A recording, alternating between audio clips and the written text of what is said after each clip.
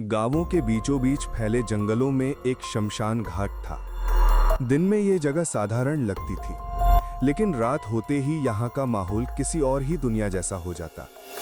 कहते हैं कि इस शमशान की राख ठंडी नहीं होती, क्योंकि यहाँ हर रात कुछ न कुछ जलता रहता है, चाहे कोई शव हो या नहीं। गांव वाले मानते थे कि यहाँ एक अदृश्य पहरेदार रहता था। उसका काम था शांति बनाए रखना। अगर कोई गलती से या जानबूझकर शमशान की मर्यादा तोड़ता तो वो पहरेदार उसे सजा देता, और ये सजा मौत से भी डरावनी होती। कहानी शुरू होती है राजू से, जो पास के गांव का 22 साल का लड़का था। राजू की आदत थी कि वो हर जगह टोल लगाता, लोगों से पुरानी बातें पूछता। उसे भूत प्रेत पर विश्वास नहीं था। एक रात गांव के बुजुर्ग लोग चौपाल पर बैठे शमशान की बातें कर रहे थे। बेटा, उधर रात को मत जाना, वहाँ पहरेदार है, एक बूढ़े ने कहा। अरे दादाजी, ये सब अंधविश्वास है, भला भूत प्रेत भी कोई होता है? राजू ने हंसते हुए जवाब दिया। लोगों ने उसे बहुत समझाया, लेकिन राजू के मन में जिज्ञासा और अहंकार दोनों भर चुके थे। उसने निश्चय किया कि आज रात वो शमशान में जाएगा। राजू ने आधी रात का इंतजार किया। आसमान में बादल थे और हवा में अजीब सी नमी। वो अपने मोबाइल की टॉर्च और एक बीड़ी लेकर निकल पड़ा। जैसे ही वो शमशान की सीमा में पहुंचा, उसे महसूस हुआ कि वहां की हवा गांव से बिल्कुल अलग है। चारों ओर राख, अधजली लकड़ियां और टूटी-फूटी चिताएं बिखरी पड़ी थीं।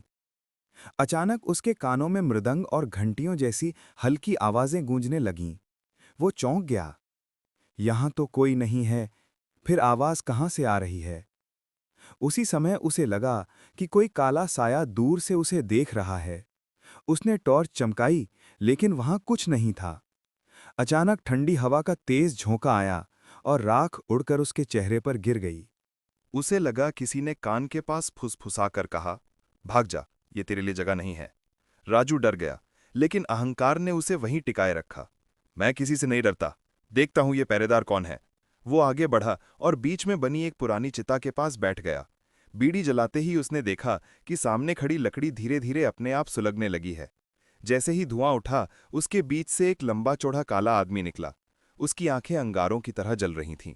शरीर राख और कालिक से ढका हुआ था। हाथ में एक त्रिशूल और गले में खोपड़ियों की माला थी।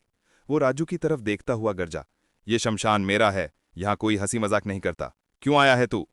राजू कांप गया, पर हिम्मत दिखाने की कोशिश करते हुए बोला, मुझे सबूत चाहिए कि तुम सच में हो। वो साया हंस पड़ा। उसकी हंसी इतनी भारी और गूंजदार थी कि चारों ओर पेड़ कांप उठे। सबूत चाहता है तो ले सबूत। अचानक राजू के सामने की चिता जल उठी। उसमें कोई शव नहीं था, लेकिन लपटें इतनी ऊंची उठीं जैसे किसी ने पेट्रोल डाल दिया हो। राजू ने देखा कि आग के बीच से चेहरे निकल रहे हैं, जलते हुए, चिल्लाते हुए, जैसे वे किसी अनजानी पीड़ा में तड़प रहे हों। राजू ने भागने की कोशिश की, लेकिन उसके पैर जमीन से चिपक गए। उसे लगा जैसे राख ने उसके पैरों को जकड़ लिया हो। साया और करीब आया और बोला, ये जगह इंसानों के लिए नहीं है, तू पहली और आखिरी बार आया है। राजू बेहोश होके गिर पड़ा। सुबह जब लोग शमशान के पास गए तो उन्होंने राजू को जमीन पर पड़ा पाया। उसकी आंखें खुली थीं, लेकिन वो बोल नहीं पा रहा था। कई दिन तक वो केवल बड़बड़ाता रहा, आग, चेहरा, पहरेदार। गांव में ये खबर फैल गई।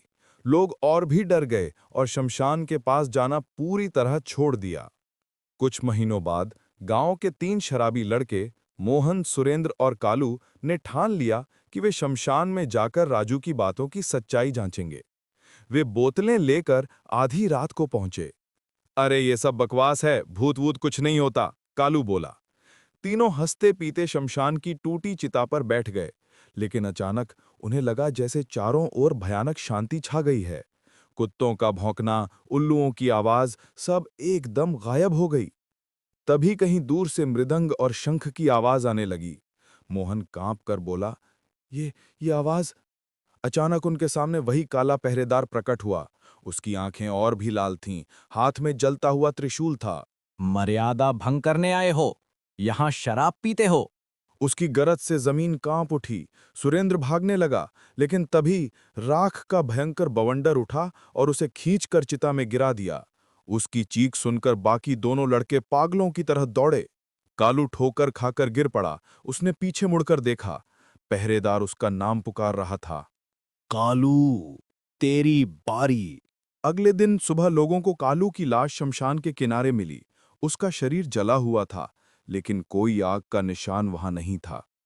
गांव के पुजारी ने बताया कि ये पहरेदार दरअसल सैकड़ों साल पहले का एक तांत्रिक था। वो तांत्रिक शमशान की रक्षा करता था और किसी ने वचन तोड़ा था, जिसके कारण उसकी आत्मा वहीं बंध गई थी। अब वो आत्मा धर्मपालक पहरेदार बन चुकी थी। उसका काम शमशान की मर्यादा तोड़ने वालों को दंड देना। सालों बाद भी ये कहानी गांव में जीवित है। आज भी कोई रात को शमशान के पास नहीं जाता। लोग कहते हैं कि अगर आधी रात को वहां से गुजरते हुए मृदंग और घंटियों की आवाज सुनाई दे, तो आंखें बंद करके तुरंत भाग जाना चाहिए, क्योंकि अगर पहरेदार की नजर पड़ गई तो इंसान का बचना नामुमकिन है। भूत प्रेत की कहानियां चाहे सच हों या अंधविश्वास, लेकिन शमशान जैसी जगहों की मर्यादा और पवित्रता तोड़ना हमेशा खतरनाक होता है। कुछ रहस्य ऐसे हैं जिन्हें छेड़ना इंसान के बस में नहीं। हाय दोस्तों, सब्सक्राइब करो।